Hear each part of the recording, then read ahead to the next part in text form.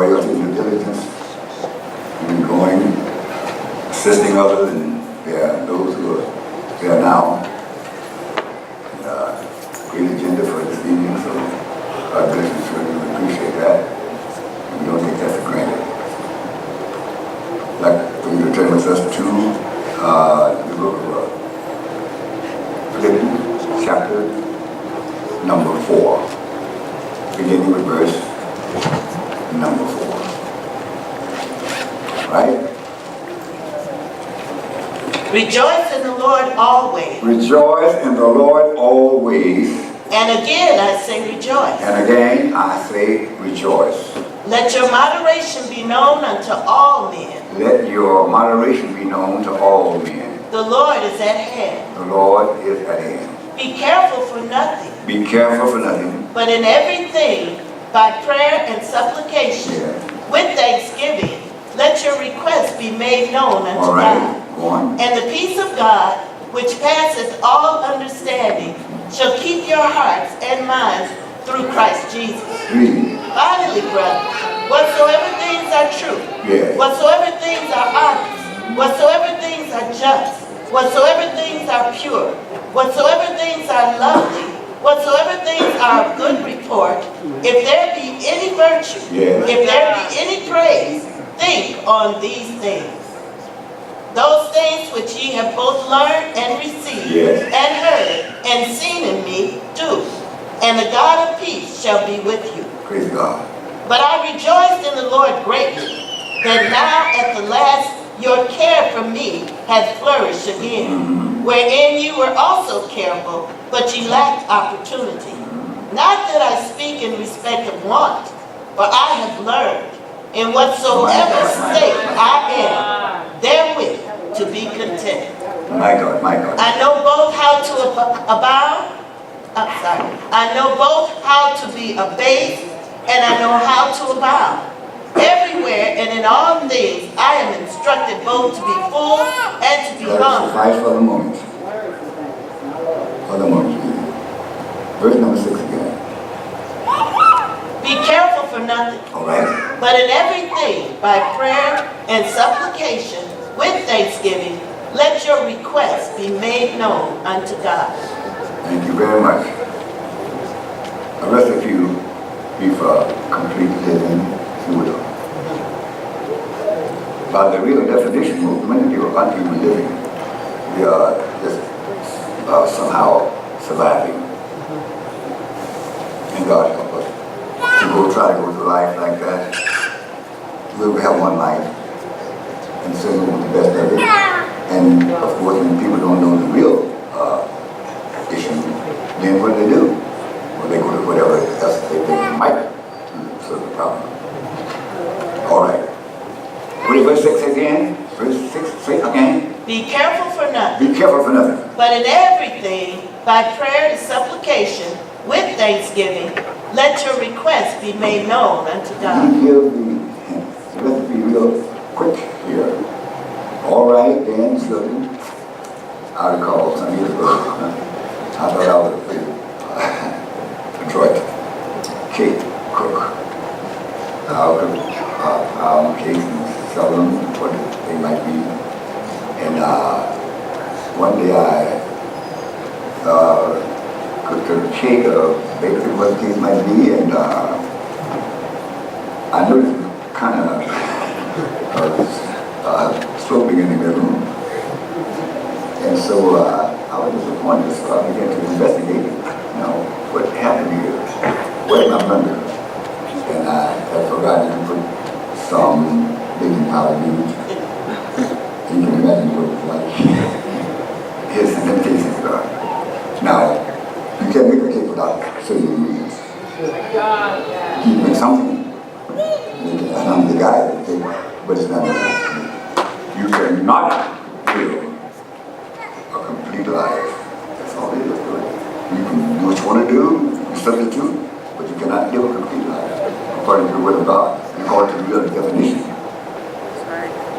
cannot do it. You can strive, you put forth effort, and you can substitute, but you cannot do it.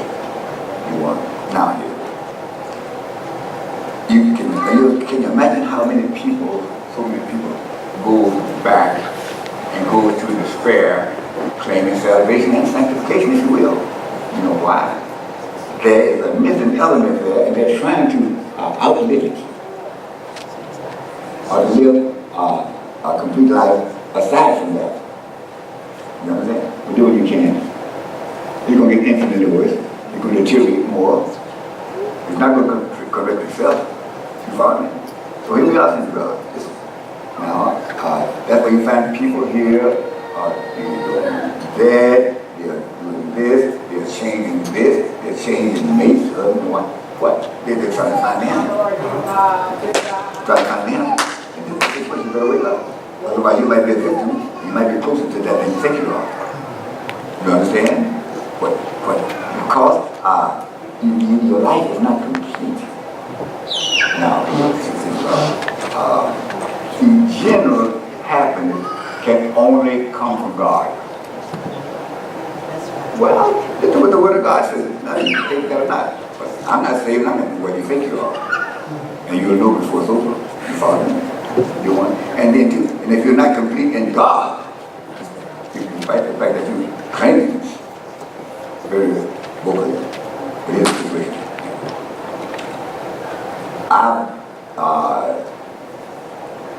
I've noticed it includes a whole lot of people, and I've seen them at every age, and I've heard them discuss in detail and philosophize and all this kind of thing. But most of them, despite their age, there's an incompleteness there that can be filled only by God. Yes, sir. I don't care about your financial status, your philosophical knowledge. I don't care about all that. I don't care about all that anymore. And how you get to ooze and ahs of the people, how prestigious you might be out in the neighborhood or in the city or wherever you are. See, God, listen, Ford and those automobile makers, they built those cars to run off of gas. Or whatever the demand might be for that particular engine. And nothing else will satisfy it. Right. You put water in it, Kool-Aid, liquor, so that liquor should do something, but anyway. All the way to knock people out, all this kind of things should propel the car. But here we are in this situation. All of them, I see what she said. Oh man, if I had what I was doing when I was young, if I had done this, oh, how different things would be now. And they're working toward, retirement, so that they can do, I can travel like I want to now, and now I'm going to be debt free and all this kind of thing. And really live, but you're not living. Despite all of those positives as you regard, despite all that, you're not living. You follow me? And now, and so, you remember the movie star, Liz Taylor, last time I read her, she was looking for, I think, the ninth husband. She had the biggest diamond in the world, or the kind of little thin shoe and all this kind of stuff. Well, she was considered the most beautiful woman in the world. So she got to get who I wanted. And so she said, amen. She began to check here and see what she could come up with. And foreigners and whomever, got some from England, whoever they wanted, well, you know, because they failed. But now, I think she left us with the same age we were. But then we hit a situation. Now, I guess when she thought this would be the one. If I change my status, my state, this would be the thing. If I can only get me even a companion that is compatible with me, that would be it. We can just live forever. If I can get me a 6-bedroom, bathroom house, and then, that'll be it. You probably just want to be away with it. But you would say, well, this is the very thing that you think would make you complete, you want, could make you more miserable than like a wood. How you know? But and you just struggle all the time. What is it? I just need a companion, I just need a mate, I just need this, all that. Well, maybe you do. And we advocate that. We promote that under the proper circumstances. You follow me? All right, but here's the situation. Here's the situation. not follow the right procedure to obtain what you were after. And now, just in a little while, you'll find that there's an irreconcilable difference there. And you went to a council and all this kind of thing, and they gave you instructions what to do to fill the gap and all this kind of thing, and you found out that that did not do. There was something that was not even negotiable. It was, I'm through with you. I'm going to tell you, you better pray very hard here. And now, when by the time you find out, you are beyond reconciliation. You follow me? And then you do it your own way. And forget the court. And you know what you're going to do? That's why you have another one. You say, this one, this is the one. This is the one. So here we are, sons of God. Now, only God. Only God. And you need to understand that when we pray the thing through. I mean, you're not just going to happen on something that's ideal. It doesn't come that way. You know, you might do better than some other, but you might have some resources here that you can enjoy. Okay, well, I'm going to tell you something. You do that. You follow me? Maybe I could have eaten the cake. Eaten the crust. But what happens is, there was a missing ingredient there that made it light. You know what I mean? All this kind of thing. And palatable. You know, but here's the situation. You are. Right, but now, let's come home, if you will. Now, what about the church people? Now, they claim to have it all. You have it together, and what the case might be. Well, at many times, when they find that they don't have it, then they have a substitute. They'll try to put on a facade. You know what I mean? And act happy and all that kind of thing, but they're in despair, in the darkness. And they sing almost like an old song, I hate to see the evening sun go down. Amen. But the woman I love left this town.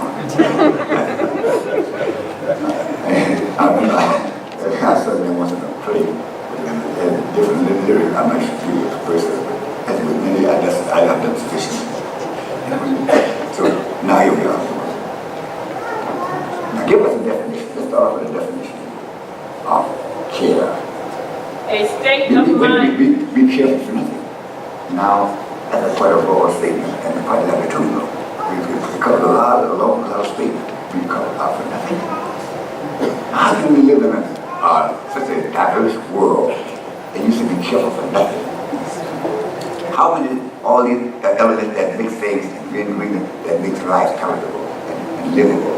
Well, how can you say that be careful for nothing? You don't know about anything. You don't know what's happening, what's going to happen. You don't know what's coming your way. And the thing that troubles you most, and Job said, might be your lot. Might be your lot. But now, as we make constant references to the marriage vow, we have a whole catalog of items here that you must regard, or you should, for better for worse, sickness for wealth, sickness for wealth, and all this kind of thing, you know. And go on down the line. But nothing omit it. But now, how could we possibly have such an enormous divorce rate here if that was accepted and it was serious about the vows? You follow me? And I thank the Lord for that because you're vowing. But never not to make a vow. Listen to me, sir. It's better not to make a vow than to make one that don't keep it. All right, God. I mean, you vow and all this kind of thing, go on, then salute the bride again. Amen. So here we are. What does it say? A state of mind in which one is troubled. All right. Worried, anxiety, or concern. Now, do you see why he says? That's a mystery. That despite whatever you have, there's a state of mind that you could, you are not complete. You can't be. Now you might go on and have a thought and jump in the shower and run out. You might do everything. But if you're not complete, there's something lacking here. There's a significant lack. There is a significant lack here that can only be filled by God himself. He created you like that. There's no real substitute here. There's nothing that will work follow me? And there's no substitute here. People are substituting anything. Well, why do we have homosexuality and all this kind of stuff? Well, they've tried everything else. And so and somebody said, oh man, this is out of the world. That's where you're going to be out of the world. In another world. In another world. By age, victim, whatever the case might be. So now here we are, all right. We need to rehearse this over and over again. And perhaps have an extended class on this. Because what? And then, well, we sing the song sometimes. And sometimes when people get really saved and sanctified, and God will use them, I just began to live. After I was living before, I had plenty of money. I had prestige. I get the oohs and ahs of the people when I walk down the street. I just didn't have it. I just didn't have it. I just didn't have it. You know, and then I had two girls that were shacking with and all this kind of stuff. That's mine. I don't know your background. But here's the situation here. All right? And I thought I was living. I thought I was living here. A couple of them on the corner. I thought I was really living. I was it. When I walked down the street, whatever. One fellow was telling me that there was an individual. I won't call his name because it's soon. Anyway, so anyway, he said, there was a fellow there with him. I was in the military at the time. And so I said, when they got come to town, walk down the town, the women started locking up their daughters because they walked with them. They walk with him. He was irresistible. You follow me? And he was so impressive to the fellow we were talking to. That fellow said, what? I said, what? I said, would you do it, man? He said, I was thinking about it. What's wrong with you? You could sell your soul to the devil for a moment of pleasure? What? People are doing it. People are doing it. We should look better. We love God. Now, read it again, please. A state of mind in which one is troubled, worry, anxiety, or concern. Now, we regard it as the most influential, the wealthiest nation in the world, and the most miserable. Why? There's so many things. Our relationship with the rest of the world is not good. And you know, our financial situation is on the rocks. We almost lost it back in 1989. We almost lost it. The lady at the bank. What would happen? She said, your money will bring you like a newspaper. You have no value at all. If our financial system will go awry. You follow me? All these things we got to deal with. You know what I mean? And now, as I say, you're afraid to trust God, and you need help. You follow me? You follow me? Now, you can't be satisfied. Right? And let me show you what you're trusting. Come on with me. Read it. Loudly, can you? The article? Yes, please. If you can read it loudly, if you have something here, if you can give me the mic, son. I want them to hear this. I want you to hear this. And study it. And ponder it. If you will.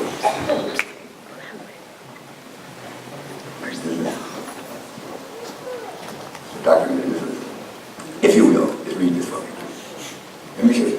See, people, they're not happy, they're not satisfied, they're not contented. And so they experiment with whatever they think will make them that way. Okay. Where they can accomplish that. Read. Okay. For a company man accustomed to having products recalled for minor design flaws, the error-prone American healthcare system is baffling. Yes. On an average day, General Motors Corporation estimates that one person it insures dies because of medical errors, and 40 are sickened by prescription drug mistakes. By what? By prescription drugs mistakes on a daily basis. Now sometimes we get a little pain or something and we just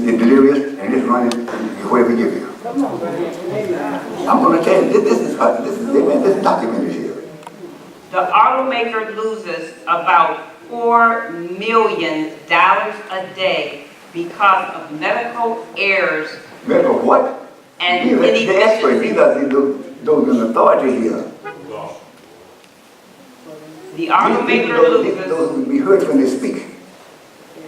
Amen. They're not no fly-by-nighters. Come on with it. The automaker loses about $4 million a day because of medical errors and inefficiencies. Lord have mercy. Because some of you all go there and give them your money and to get the room bill perhaps. You know what? I guess maybe you may well sell it. You know, people sell pills, you know, then you do the mess like here we are. This is a situation here we're dealing with. You understand what? And when you do all that trying to seek some relief or happiness here, because you're not satisfied with the present, despite what God is doing. He doesn't do it in time for you. He doesn't do it your way or use your method. So you walk away from it and walk into this. Come on. GM estimates that one person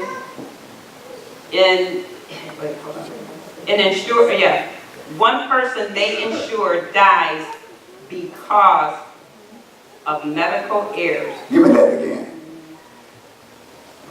General Motor Corp estimates that one person it insures And I guess dies. if you want to confirm this, you might get it over your little screen there on your little cell phone, whatever the case might be. And I mean, this is documented. Come on. Dies because of medical errors. And can you imagine here, people put themselves in the hand of somebody like this and circumvent God, go around God? And who never failed? Who never failed? He can't fail. Whatever he says, it has to be right. Because he determines what is and what isn't. You follow me? And they give you the statistics here, if you will. Come on with it. And 40 are sickened by prescription drug mistakes daily. Yeah, on the side there's some numbers there. Right? Numbers. Okay. Critical conditions.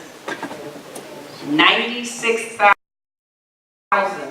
Americans who died each year because of medical errors. 1.5 million. Don't you know they could just fling something out here and get accepted? Amen. The court would tear them up. Amen. And the reporters and those, amen, who write these situations here. And what they could get by with that, but do this to the medical, all the money that's involved. You have to be right about this. Here we are, come with it. 1.5 million Americans are sickened by drug prescription errors each year. Now here we are. Listen here.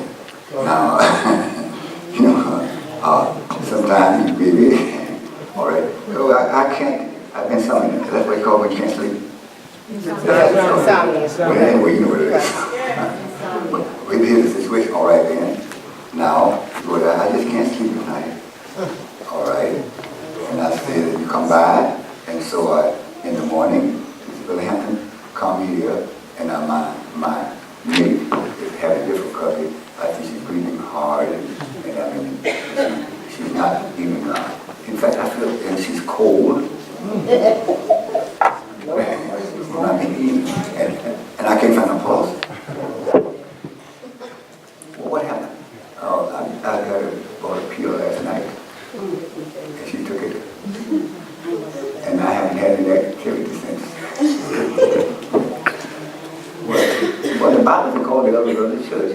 Well, I wasn't so quick faith, and you got it one. Oh, you got it one. You got it one. That's come on with it. That was it. All right. It gives you some details here that perhaps you had not known before. And now, they try to get you something to counteract that. And then there's a war in your body between that and some of the other drug they try to get to neutralize it. Oh yes, oh yes, oh yes.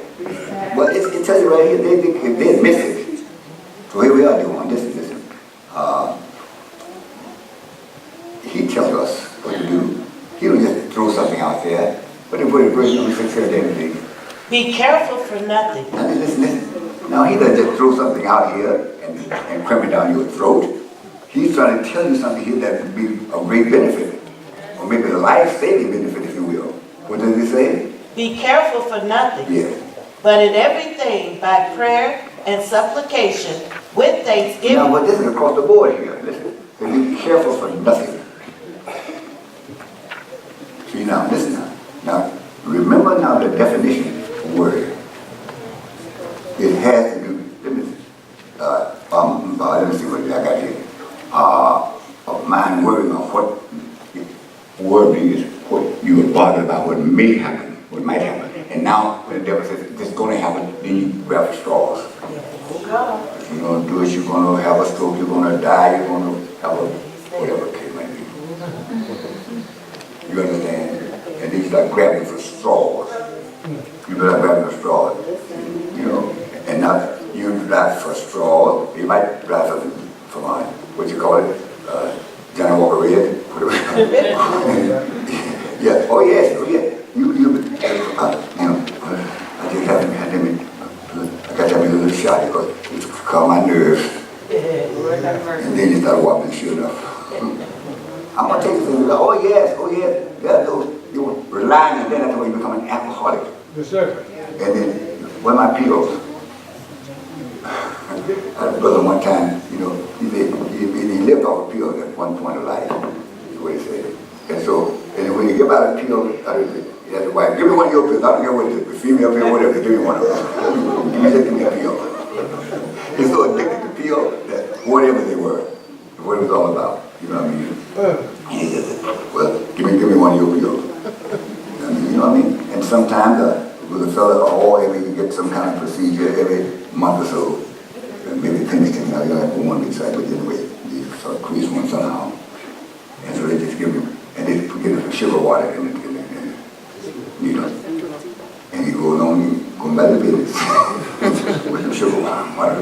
You know what you got in the man, if you care. I'm going to tell you something, this is all for real. Now, you want to be happy, you want to be complete, you want to be substantial. You want to be standing here. You know what I mean? You want your mind to be not bothered here.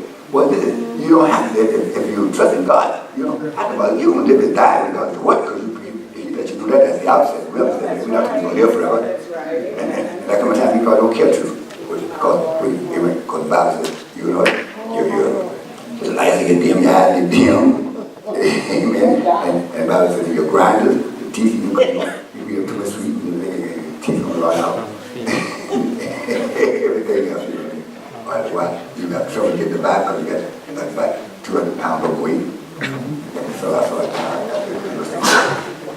what So here we are, God. Let me tell you something.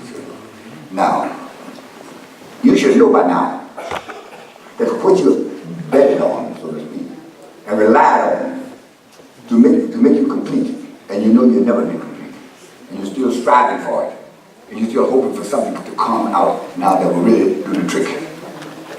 That's tough. And you can go through a whole lifetime looking for the hammer, looking for can't find the hammer. Oh, if I do this, you do that. Yoga, you do it, all kinds of things. And religiously as well. See, people go here and there from one place to another here. It's tough. Let me tell you something, God. Don't you know people wouldn't walk away with this truth if they were satisfied? I mean, with God, with religion and all. You're looking for something, and you're vulnerable. You might end up with anything. Because you're vulnerable. You're looking for something anyway. If somebody says something here that will relieve you a little bit or give you something less, amen, but you grab it, you should look in that direction. And I say look in that direction, I think you might be done too. This ain't no joke, it's too late for this kind of foolishness. Amen. Now, because what? If you got that kind of spirit, there'll be something that you will not be complete, that you will not be contented with. My God. Oh yes, because you got that spirit, and you will become offended by something. We quote that scripture very often. Amen. What it says. A great grace of thee that love thy law, and nothing shall offend thee. I don't like this, I don't like what this doing, I don't like this. Well, just a moment here. And God don't like what you're doing. Why? Because you're supposed to be contented here. Whatever, and give it to God. If that's something you can do legitimately, give it to God. Be careful for nothing. Don't be careful for nothing. Amen. Don't be apprehensive about nothing. Oh, God. And you don't have to be. Amen. But if you just don't know what I'm going through, well, you will know what you're not going to go through. If the present train continues, go ahead. Be careful for nothing. Be careful for nothing. But in everything, by prayer and supplication, with thanksgiving, let your requests be made known unto God. Listen, doesn't that sound simple enough? Listen, if you've got a situation here, a simple solution. Live so you can contact God. Yes. And live with Him. Amen. And he got a safe device. I'll bring the pastor here. Amen. I'm not admitting there will be no mistake. You understand what I mean? There will be no trial run. Read that again, please. Let me just keep hopping on this for a while. Be careful for nothing. Be careful for nothing. But in everything. That don't mean that some legitimate concern. We understand that. There's some, but that's not the issue. But it tells you what we're talking about here. That a state of mind when one is troubled, or worried, anxiety, or concerned. And now you walk the floor, biting off your fingernail. Be careful, because that mess you got on your fingernail. That took you out of here. But don't you really rest up when you do. Oh, my fingernail. We rest up on that nail part. All right. You want. Be careful. See, care is what really on the inside. Deteriorates your organs. Yes. And that's how people become alcoholics. See, that'll take them out in a make-believe. I said, man, I asked the fella, I said, man, what do you get out of it? Something running the throat when you go down there, what do you get out of it? Where's the thrill? He said, man, make me feel like I'm a baby now when I ain't got a dime.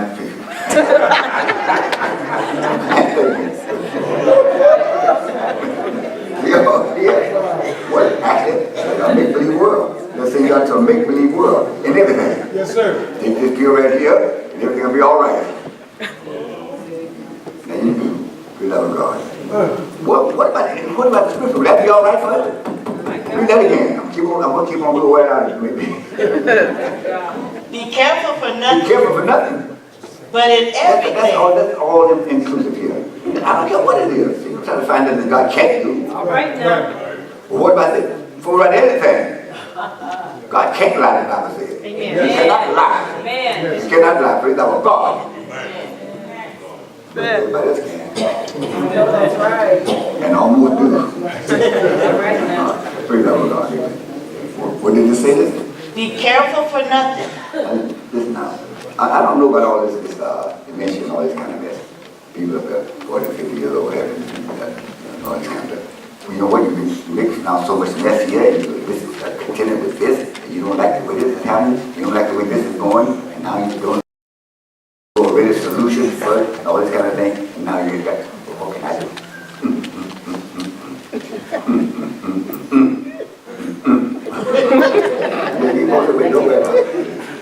I mean, this is funny. Oh, I made a grand blunder. Oh, you mean another one? Your life has been blunders. Come on with your hand, praise God. Be careful for nothing. Don't be careful for anything. And is that a bold statement?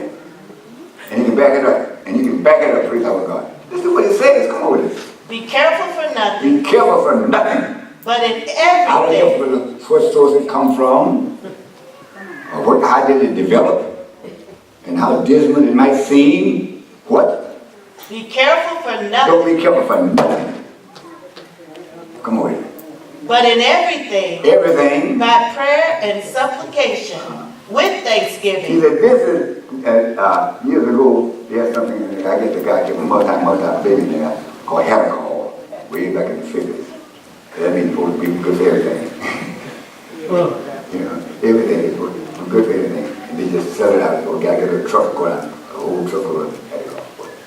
And he claimed that it's good for everything. Well, God got something real that's it. Amen. Yes, sir. Amen. What did he say?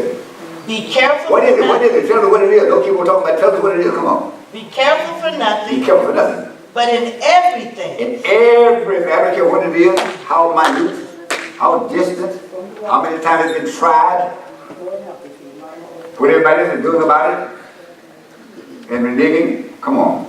But in everything, Everything. by prayer and supplication, with thanksgiving. I challenge any of you to tell me of a problem that God cannot solve, and probably have solved for you that you just didn't recognize it or didn't acknowledge it. Amen. That didn't just happen. Amen. Maybe you didn't pray, somebody else prayed for you. Yes, that's right. And you still not, yeah, I did it, and God did it, and God did it. Because somebody else prayed for you, that's why I did it. Not because you, I did not because of you. Come on. Good God, God. Here we are, saying to God. Listen. Now, it seems to me, at this stage of life, irrespective to how old you are, Lord, I want the best that God has. I want to see God. You know what Moses said after all that he had done, all the exploits that he performed? He said, Lord, I want to see your glory. What do you know? You saw more than anybody in the world. You've seen everything. You've seen the Red Sea open. You've seen Pharaoh's army drowned. You know all these things here. And you know how God bless you. What else? Lord, let me see your glory. That should be your ambition. But Lord, please, Lord, let me see your glory in the full measure. Amen. Now you bless me, yes. I've seen a lot, Lord. I've seen a lot. But Lord, but I think there's something lacking here. And I want to see it before I die. I want to see it, Lord. And what do I do? How do I come back? How do I pursue it? That's what you and all this other stuff. The one did that, the other. I want to see some part of the world, my mother used to say. Some part of the world. She said part of it. So anyway, you guys say to God. We should have a question. Lord, I want to go on my life. And I have had quite a good life. I've had some good spots. I've had some things that I delighted in, yes. But Lord, but there has always been a lack in my best moments. There has been a significant lack. And I couldn't have explained it away. I couldn't explain it away. You know, I tried to talk it away. And, you know, and I'm pretty good with words. So I tried to talk about it and all this kind of stuff here. And, you know, and act, you know, good and talking and speaking and all that. That's wonderful. But that won't satisfy. That won't satisfy. So here we are. Be careful for nothing. But I'm about nothing. And on some insoluble problems.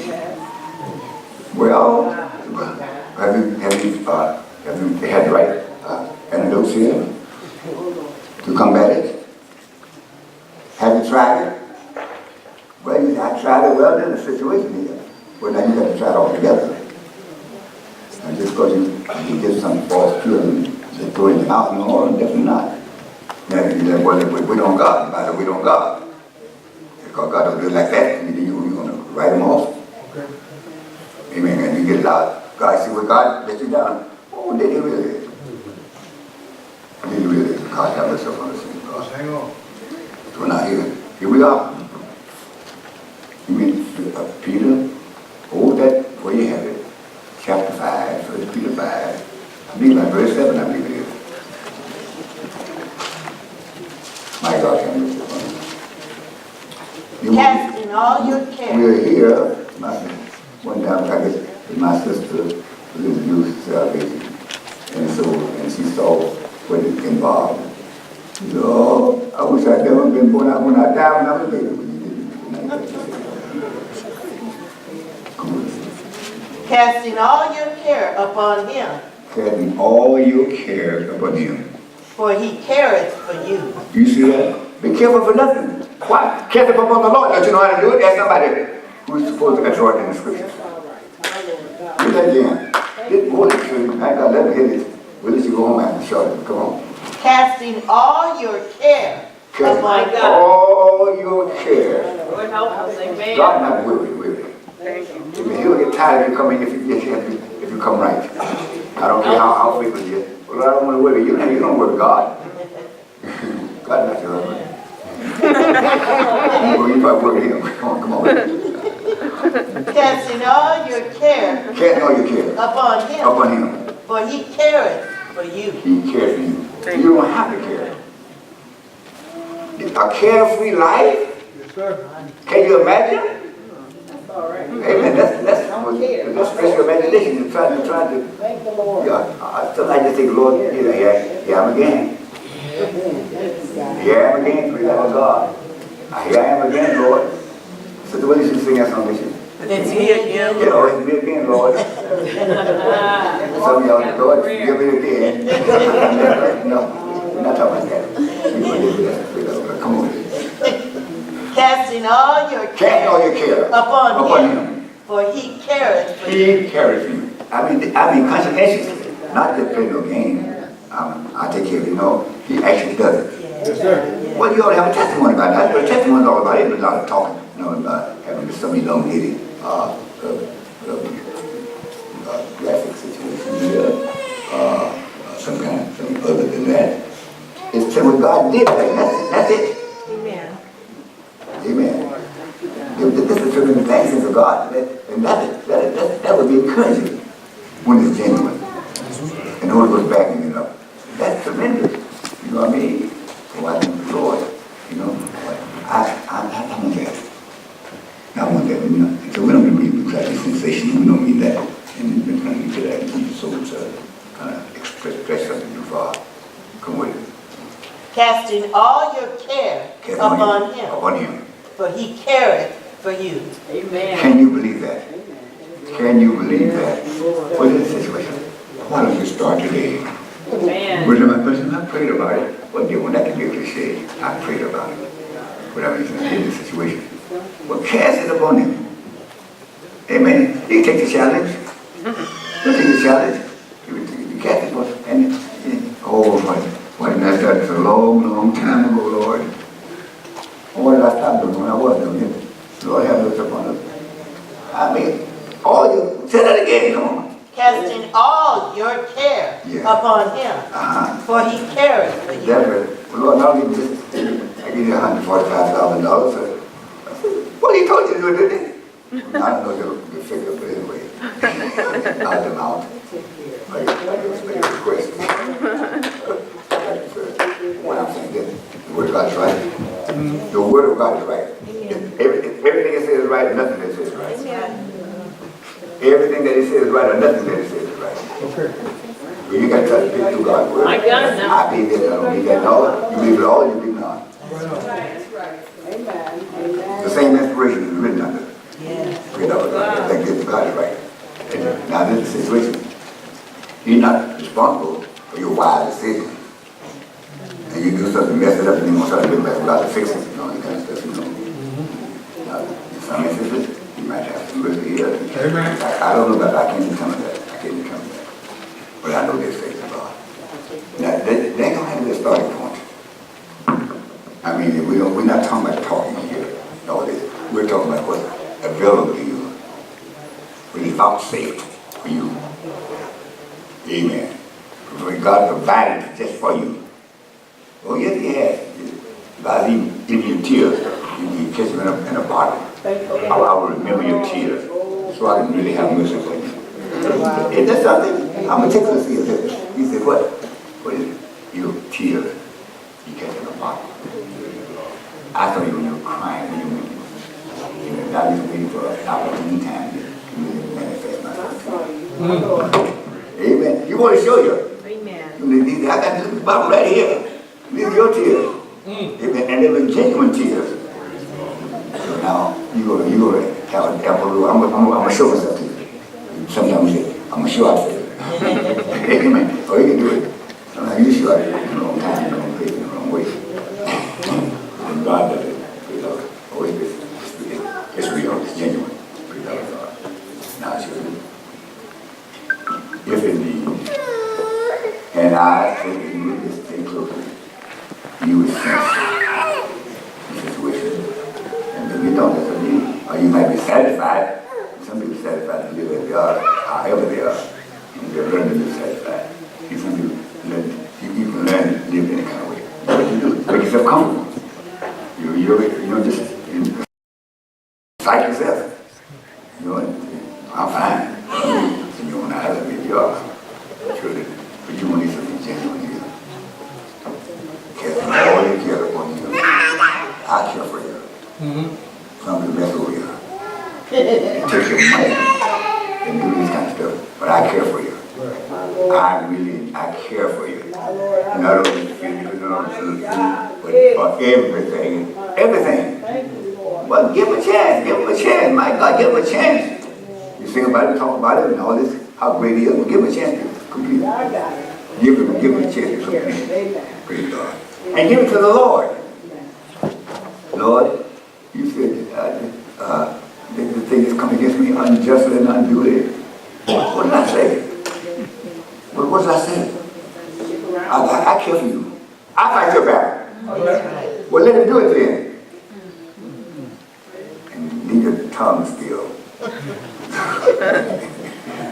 We don't want no tongue battle. So that was a rule. We want faith. Amen. Our children want to talk. If you want help, whatever you are, we're not talking about no sensationalism. We can just gather around with whatever you feel. But don't make a vow if you're not going to follow through with it. That's one show. My God, my God.